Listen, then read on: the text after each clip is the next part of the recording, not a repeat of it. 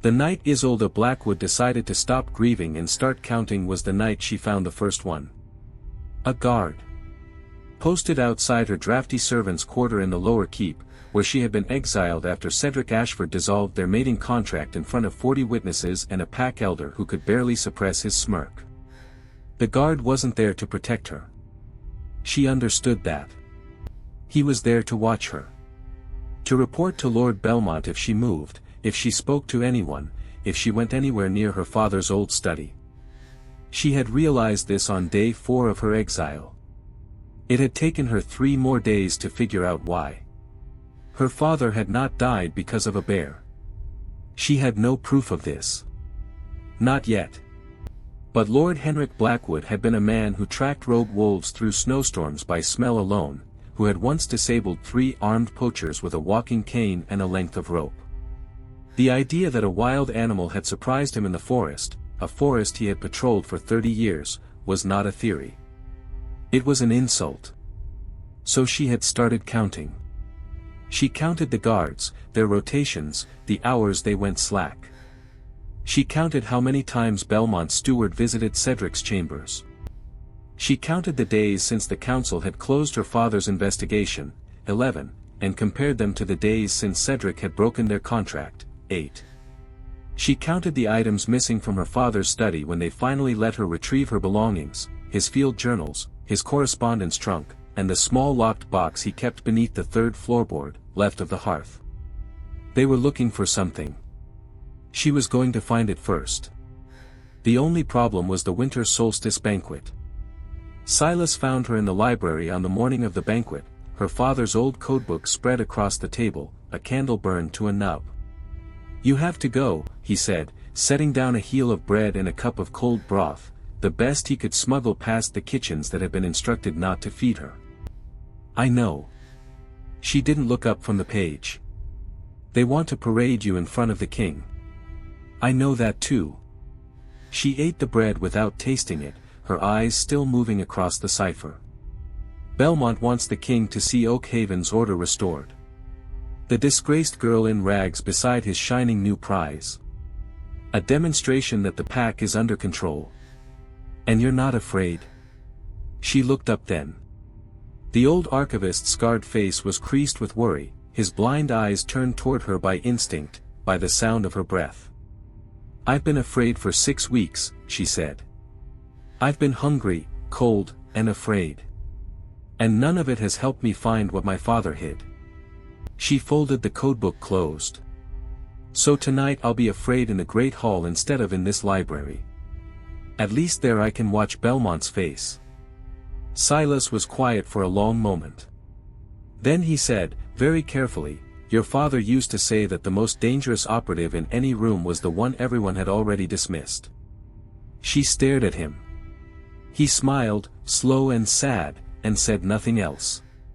She dressed deliberately. Not to blend in, she had no illusions about that.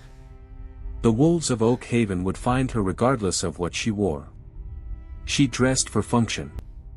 Her mother's old charcoal morning gown was plain and dark, chosen because its skirts were full enough to hide the small blade she strapped to her thigh. She braided her hair tight against her skull because loose hair was something to grab. She wore no perfume. In a room full of wolves, scent was information, and she preferred to be unreadable. She looked at herself once in the frost-filmed mirror before she left. A ghost, she thought. Good. Let them think she was already dead. The great hall of Oakhaven smelled like blood dressed up in roses. She felt at the moment she stepped through the arched oak doorway, the thick hormonal pressure of 200 powerful wolves jostling for dominance before an apex predator arrived. Pheromones layered on top of each other like paint over rot. Beneath the roasted stag and the mulled wine and the beeswax candles, every wolf in the room was terrified. They hid it well. They always did. The cruelty came almost immediately, a shoulder deliberately rammed into hers, a lord stepping over the hem of her dress, a cluster of ladies who watched her stumble and then turned away laughing as though she were a minor amusement at a fair. She righted herself against a wooden pillar and catalogued them without expression. Ser Aldrich Vane. Minor Lord. Third son. Debt to Belmont. Noted. She made it to the dark corner near the old Hunt tapestry and pressed her back against the cold stone. From here she had sightlines to the dais, to the main doors, and to the servants' passage behind the eastern hearth. She found Cedric and Genevieve immediately. Cedric wore midnight blue velvet and the expression of a man who had recently gotten everything he wanted and was beginning to suspect it had been too easy. There was a tightness around his eyes she recognized. Anxiety wearing the mask of arrogance. Genevieve commanded the room the way a fire commanded a room, not through warmth, but through the threat of spreading. Her crimson gown was a masterwork. Her laugh was perfectly calibrated. She had the attention of every woman who hated her and every man who wanted her, which meant she had the room. And then Isolda saw what was resting against her collarbone. The Blackwood sapphire. Her mother's stone. The one she had wrapped in oilcloth and buried beneath the third floorboard of her servants' quarter, 2 feet down, covered with a loose stone and 6 weeks of careful maintenance. The cold that moved through her was not grief. It was information. They searched my room again. Within the last 3 days, I checked the floor 4 nights ago. They found the sapphire but not the, she stopped herself. Did they find the other hiding place? No. If they had, Genevieve would not be glowing right now. She would be gone. They took the sapphire because they thought it was what they were looking for. They were wrong. My father was smarter than all of them. The fury was there, hot, real, and entirely her own, but she pressed it down into something flat and useful. Her wolf snarled. She made a leash of cold logic and held her. Not yet, she told the animal inside her. We count first. She was counting the rotation of Belmont's personal guards when the war horn sounded. The silence that followed was absolute. It wasn't the silence of courtesy. It was the silence of every predator in the room recognizing, on some bone-deep frequency, that a larger one had just arrived. The iron doors didn't open. They were thrown back. The king's shadow guard came first. She assessed them professionally, the way her father had taught her, formation, weaponry, the distribution of their weight. These were not ceremonial soldiers. They had the slightly battered, economical stillness of men who had recently been in actual combat and were, without visible effort, still in it. Then the king entered. Alpha King Kalen Rothberg did not perform his authority. That was the first thing she noticed, even as every wolf around her dropped to their knees. He moved through the room the way Weather moved, not to impress, but because it was his nature. The fur cloak. The iron circlet. The scar through his left eyebrow like a seam in stone. She dropped to her knees with the rest of them, pressing her forehead toward the floor as protocol demanded. She watched him from beneath her lashes. He was scanning the room. Not with the gratified expression of a lord surveying tribute, with the methodical, rapid assessment of a field commander reading terrain. His nostrils flared slightly. He was using his wolf senses, cataloging scents. He was looking for something. Her own wolf, who had been shocked into near silence by the trauma of the last 6 weeks, stirred unexpectedly. Not in fear. With a strange, piercing alertness, like a compass needle swinging toward north. Be still, she told her wolf. Her wolf, for once in her life, did not listen. She knew he was coming toward her before she saw it happen. She knew it the way she knew a storm was coming before the clouds arrived, a shift in pressure, a change in the quality of the air. The crowd parted in her peripheral vision. The cold corner where she had been invisible for the last 2 hours became, in the space of 4 heartbeats, the most watched piece of floor in the great hall. She kept her eyes on the stone. His boots stopped less than a foot from her face. Black leather. Travel worn. A man who had ridden hard to get here. Look at me. The voice was quiet. That was the terrifying thing about it, there was no effort in it. No performance. The command was simply a fact the universe had agreed to in advance. She raised her eyes. The gold of his irises was not decorative. It was the gold of a banked forge, all the heat contained, all the pressure waiting. When her dark brown eyes met his, something happened in her chest that had no name in any language she'd been taught. A recognition. Like remembering something she had never known. His pupils dilated. His jaw tightened. He took one slow, controlled breath through his nose, and she watched his expression do something she did not expect from a man of his reputation. It fractured. Not dramatically. Just a crack in the stone. A seam of something raw beneath the warlord's composure. Your Majesty. Cedric's voice, laced with the particular panic of a man watching a play unfold that he has not been given a script for. That is Isolda Blackwood. She is a disgraced ward. She has no standing. She is. Speak again, said the king, in exactly the same quiet tone, and I will remove your tongue and mail it to your mother as a keepsake. The great hall produced a sound like 200 people simultaneously forgetting how to breathe. Kaelin did not look at Cedric. He had not looked at Cedric once. He extended his hand to her. Not a grab. Not a command. A hand, offered, palm up, as though she had a choice. She looked at it for one full second. Then she thought of her father's empty study. Of the missing journals. Of the sapphire on Genevieve's throat like a flag planted in occupied territory. She took his hand and stood. The carriage was cold and dark and smelled of pine resin and ozone. The king's dominant aura, which had been a physical pressure in the crowded hall, retracted somewhat in the enclosed space, or perhaps she was simply beginning to calibrate to it. He sat across from her. Said nothing. Let her have a moment. She appreciated that more than she expected to.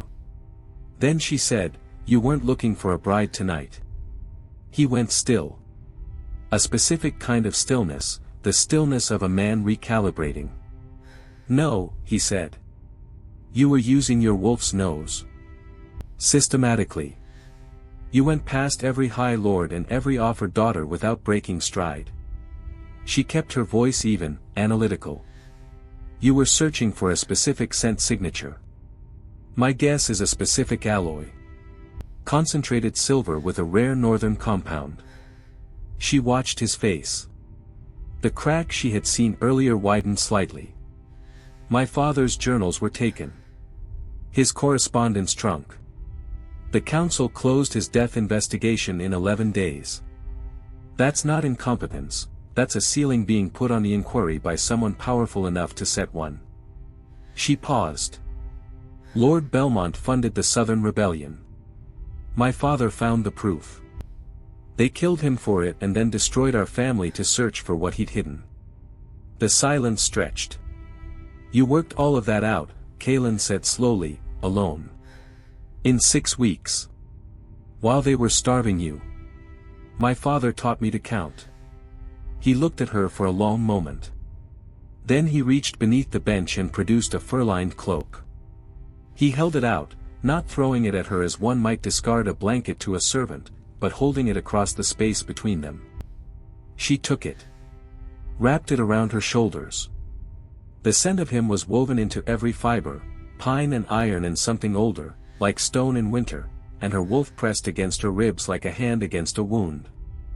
"Lord Henrik Blackwood was my Northern Intelligence Network," Kaelin said. His voice was different now. Quieter.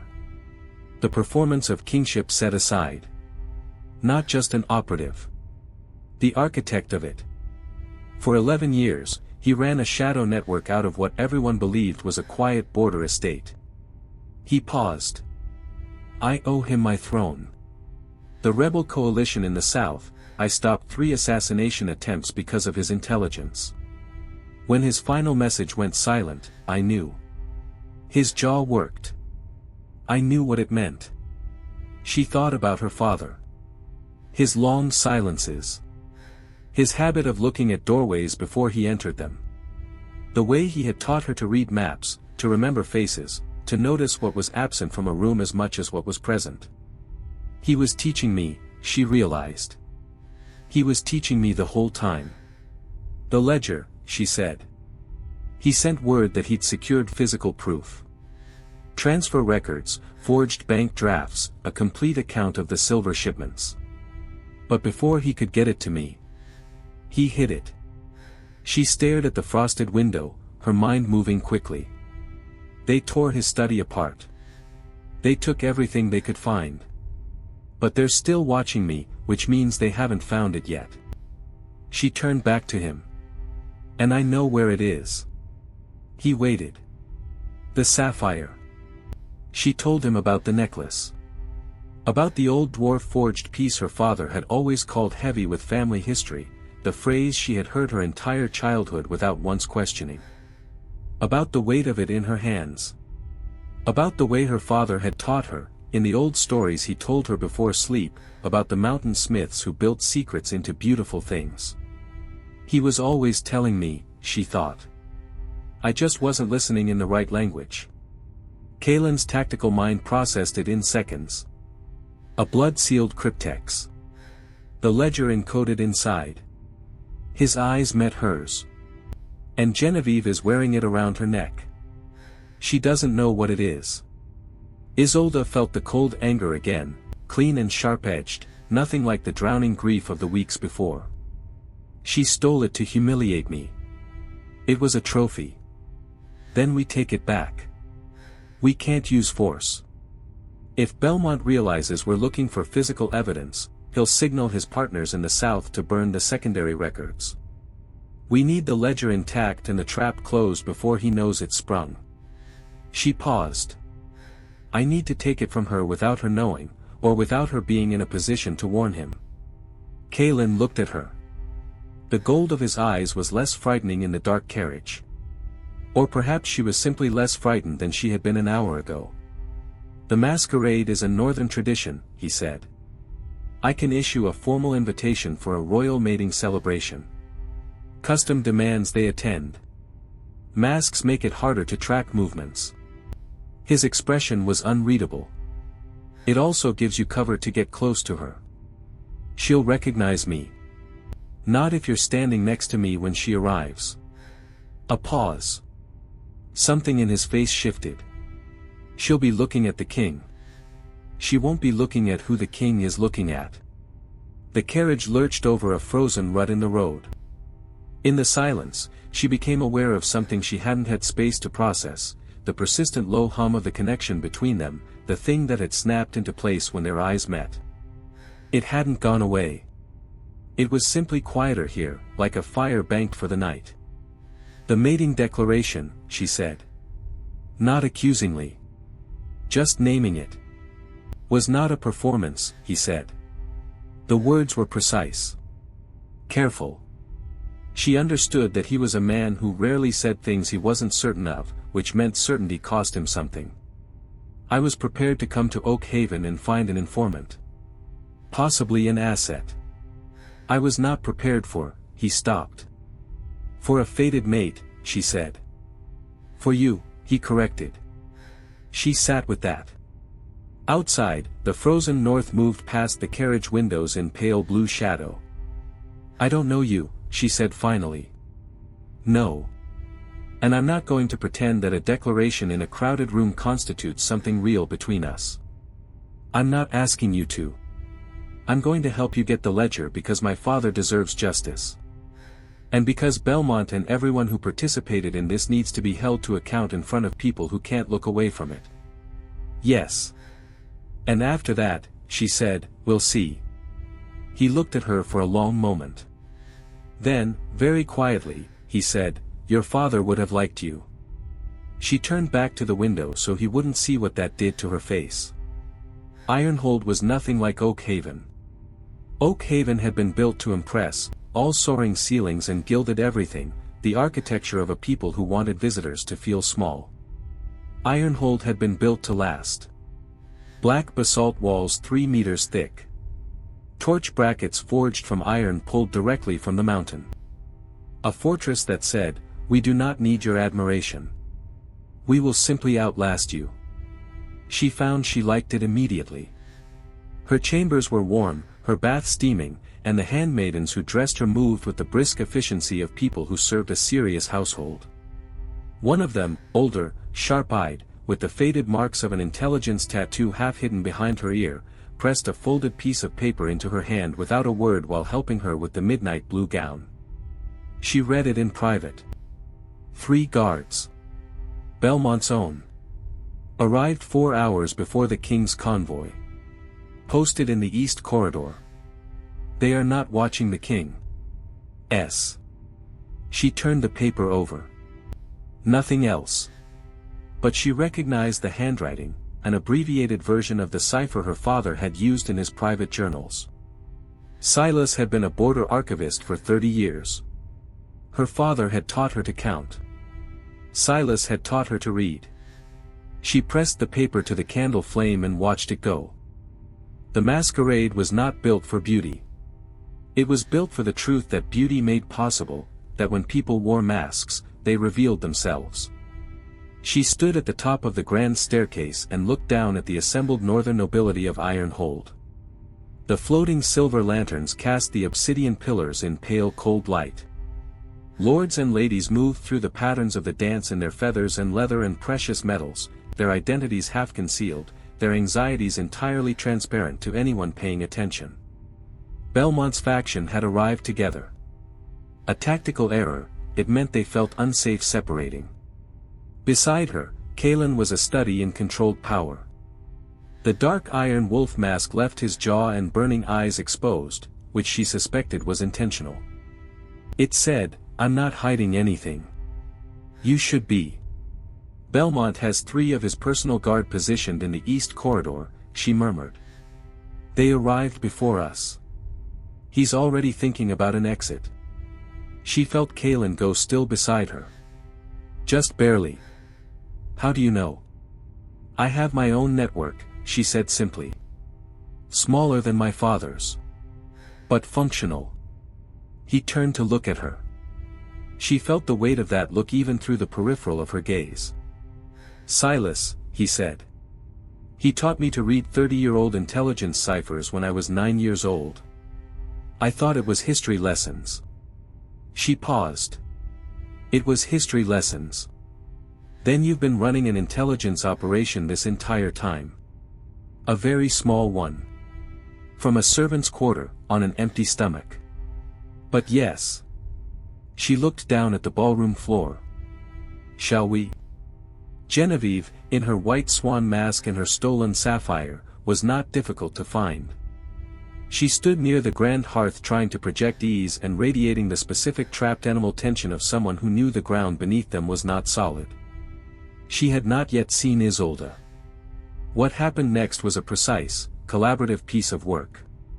Kalen descended the stairs and moved directly toward Belmont, who blanched but bowed and was swept with Cedric into the guarded alcoves before he could do more than register that the king was discussing taxation of southern trade routes, the one subject guaranteed to strip every layer of Belmont's arrogance and replace it with cold calculating terror. Every instinct he had would be occupied with managing that conversation. Genevieve was left alone. Isolda moved through the crowd like water finding its level. Not drawing attention, not rushing. By the time she stepped into Genevieve's line of sight, she was simply there, a woman in midnight blue silk, her silver filigree mask catching the light. That is a beautiful stone, she said. Genevieve's head turned. Her hand flew to the sapphire on instinct. Pride, good, she was leading with pride. An ancient piece, Genevieve said, with the particular self-satisfaction of someone recounting a gift. Dwarven forged. A gift from the man who stole it from a grave, Isolda said quietly, and dropped the cadence shift. The silence between them lasted exactly 2 seconds. Then Genevieve said, Isolda, and it sounded like something breaking. She didn't threaten her with the dagger immediately. That would have been her father's second move, not his first. His first move was always information. You don't know what you're wearing, Isolda said, stepping close enough to use her height. If you did, you'd have handed it to your father the night Cedric gave it to you, and this conversation would never be happening. She watched Genevieve's eyes. You didn't. Because you wanted it.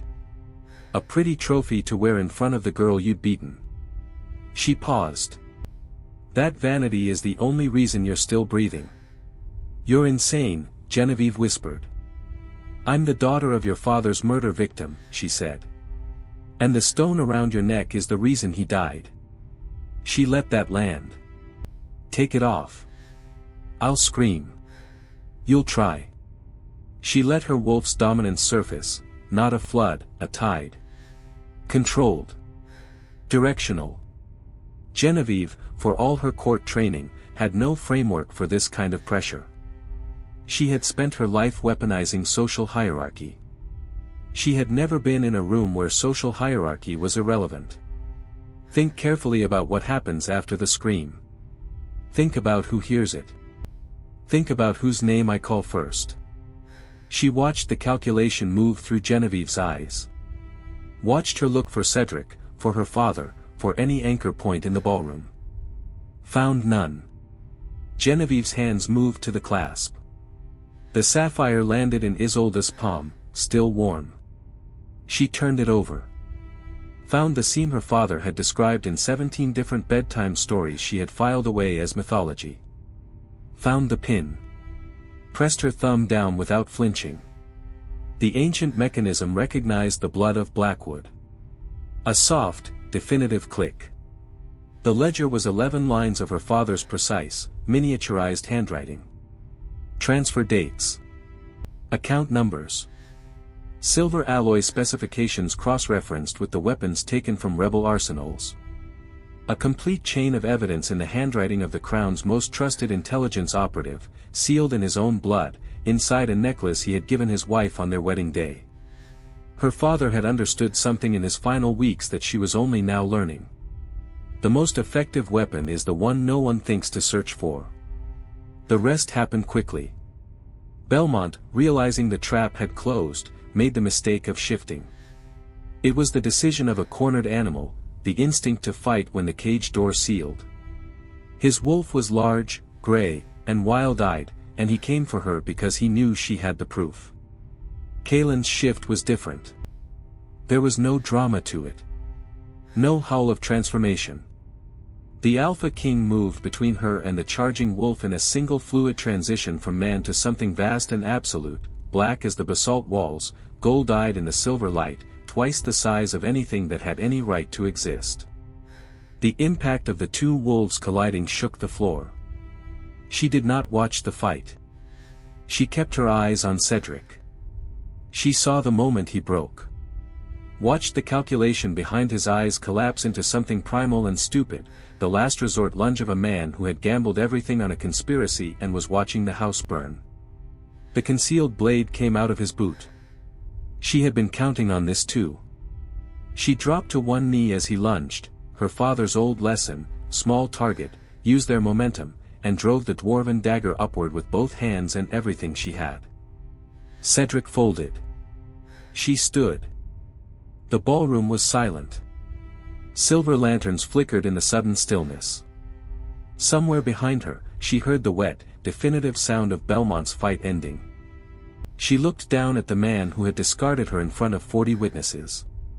He looked up at her with the eyes of a boy who had finally arrived at the consequences of his choices. You broke the contract, she said. Her voice was steady. You reap what you sow. When Kaylin, human again, blood on his hands, exhaustion in his eyes, walked across the silent ballroom toward her, she stood still and let him come. He stopped in front of her. Checked her for wounds. His hands were careful and systematic and not at all romantic, which she found unexpectedly moving. Are you injured? No. She held up the parchment. And I have the proof. He let out a long, controlled breath.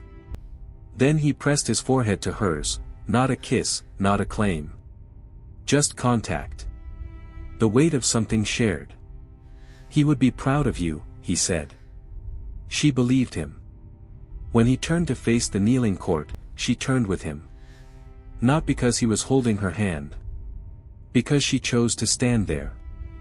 Lord Belmont funded the Southern Rebellion through the Fugger Consortium, Caitlin said, his voice carrying to every corner of the hall. He murdered Lord Blackwood to bury the evidence. That ledger, secured, hidden, and protected by a dead man's daughter through 6 weeks of surveillance, deprivation, and deliberate patience, is irrefutable. The conspiracy ends tonight. He took her hand then and raised it. Isolda Blackwood is her father's heir. She is the architect of this night's justice. She is my fated mate. A pause. She is your Luna Queen. Bow to her, not because I command it, but because she has earned it.